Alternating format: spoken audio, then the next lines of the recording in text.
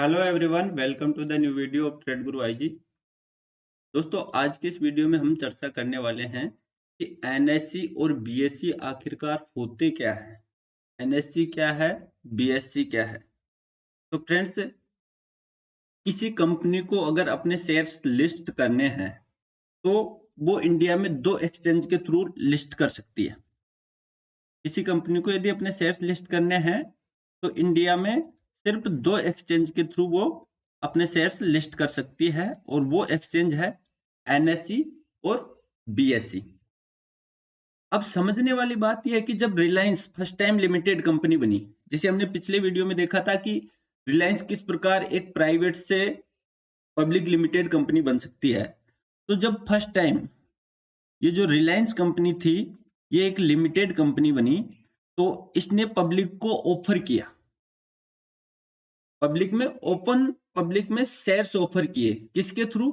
IPO के through इसने open public में शेयर्स ऑफर किए थे। अब जब ये कंपनी पब्लिक में अपने शेयर्स ऑफर कर रही है तो इसके शेयर्स कोई भी लेना पसंद नहीं करेगा। इसके क्या कोई भी कंपनी हो, हम पर्टिकुलर रिलायंस कंपनी के यहाँ पर एग्जांपल्स देख रहे हैं।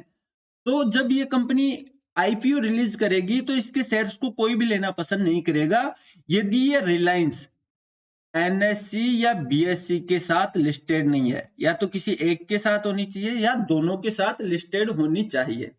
अगर लिस्टेड नहीं होगी तो कोई भी इसके शेयर्स को लेना पसंद नहीं करेगा।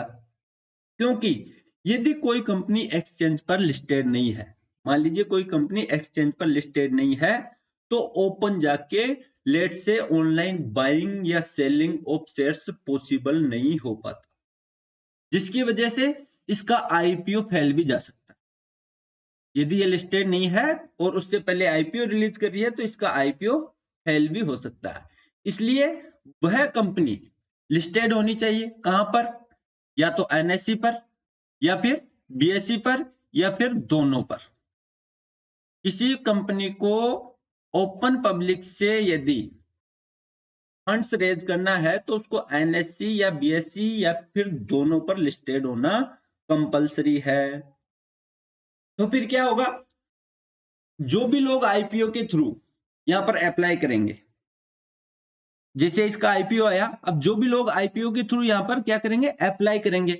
अब जैसे मान लीजिए मिस्टर ए था, मिस्टर ए ने यहाँ पर आईपीओ में अप्लाई किया और अप्लाई इसने 100 शेयर्स इसको आवंटित हुए।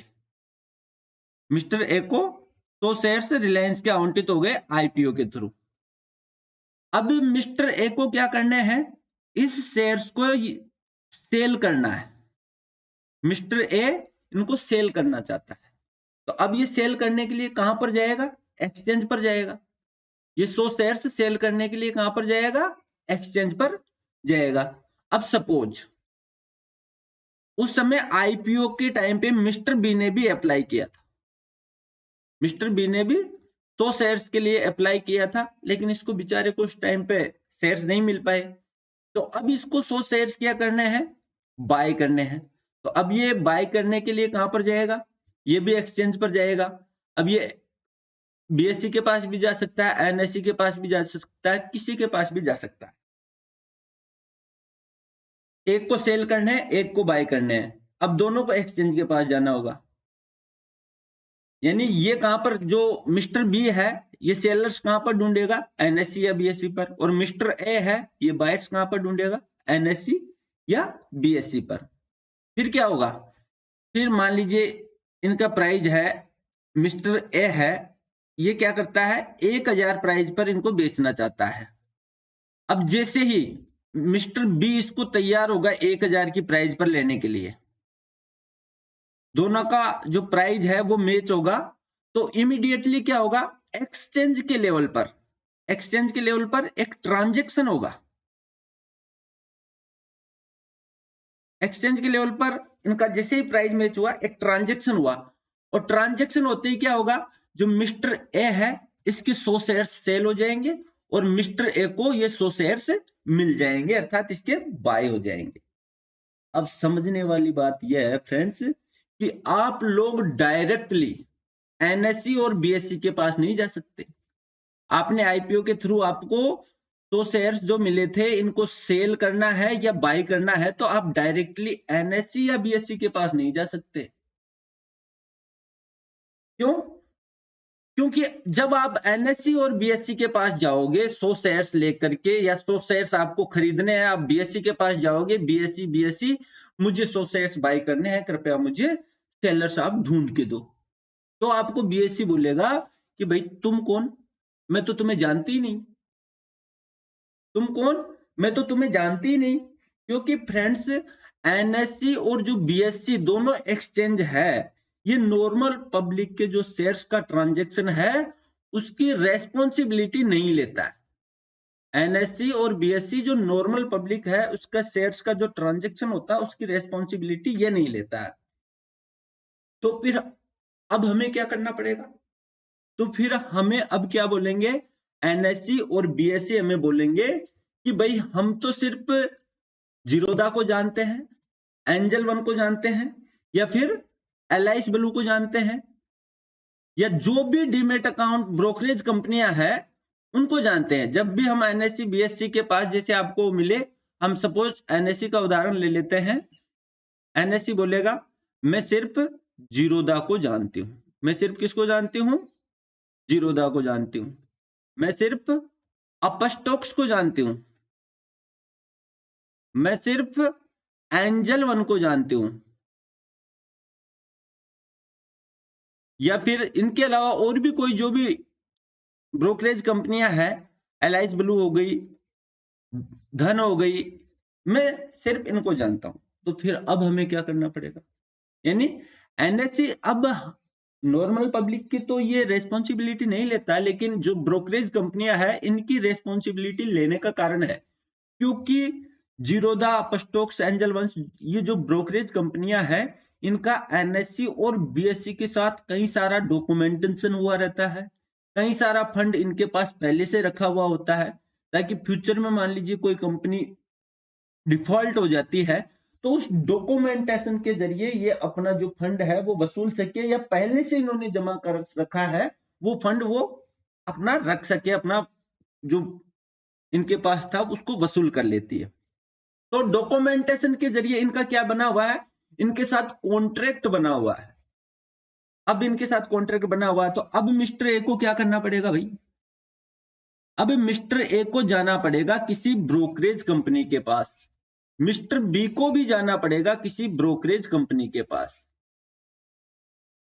इनको शेयर्स यदि बाय और सेल करने हैं, अब मिस्टर ए को तो 100 शेयर्स सेल करने हैं, मिस्टर बी को 100 शेयर्स बाय करने हैं। तो अब मिस्टर ए जाएगा सपोज जीरोधा के पास, मिस्टर बी जाएगा सपोज एंजल वन के पास। तो अब इनको जीरोधा क्या बोलेगा? इनको जीरोधा बोलेगा कि ठीक है, मेरे पास एक डीमेट अकाउंट ओपन करो। मेरे पास क्या करना है? एक डीमेट अकाउंट। एंजल वन भी बोलेगा मेरे पास एक डीमेट अकाउंट ओपन करो। अब ये डीमेट अकाउंट क्या होता है फ्रेंड्स? ये डीमेट अकाउंट एक तरह से जो हमारा बैंक अकाउंट होता है उसी की तरह ही होता है, सिर्फ अंतर यह है कि जो बैंक अकाउंट है उसके अंदर हम हमारा जो मनी है, जो पैसा है, उसका लेन देन करते हैं, या हमारा पैसा जमा रहता है बैंक अकाउंट के अंदर।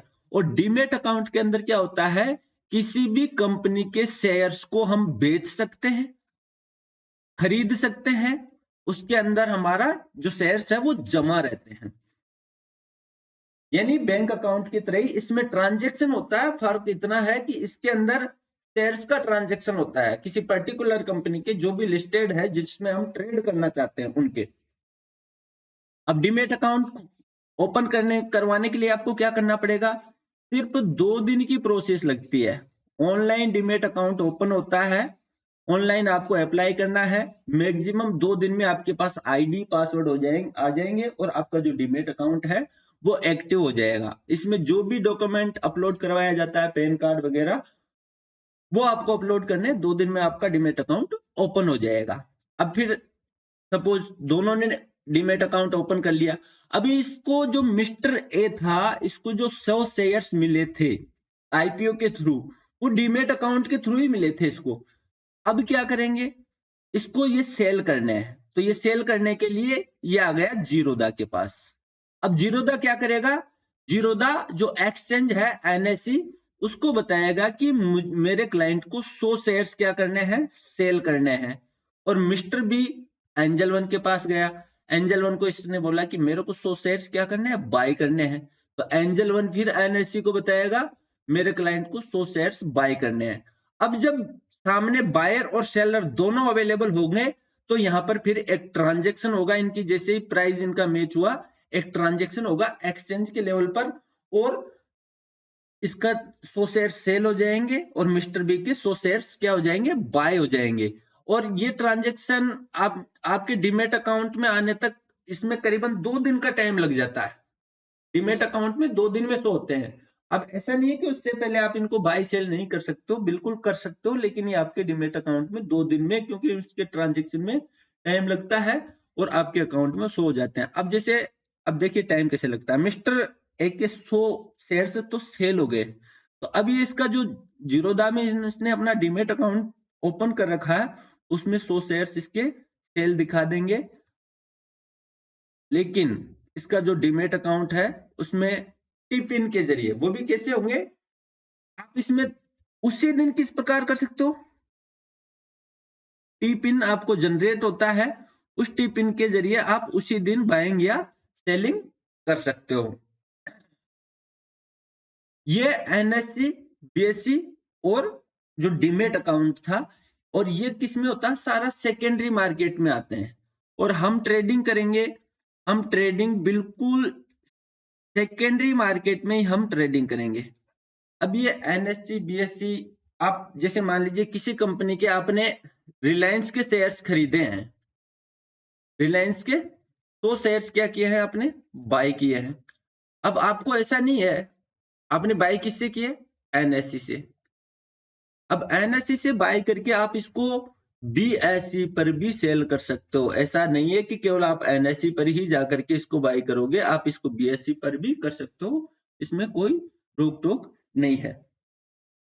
तो friends, this is the NSE and BSE and brokerage account. उम्मीद करता हूं फ्रेंड्स वीडियो अच्छा लगा होगा, अच्छा लगे तो आप लाइक और शेयर जरूर कर दीजिए। और अभी तक यदि आपने हमारे चैनल को सब्सक्राइब नहीं किया है तो सब्सक्राइब करके बेल आइकन को जरूर प्रेस कर दे, क्योंकि मैं इस चैनल पर आपको शेयर मार्केट का एस से लेकर के जेड तक, बिल्कुल बेसिक से एडवांस तक सब कुछ सिखाने वाला हूं।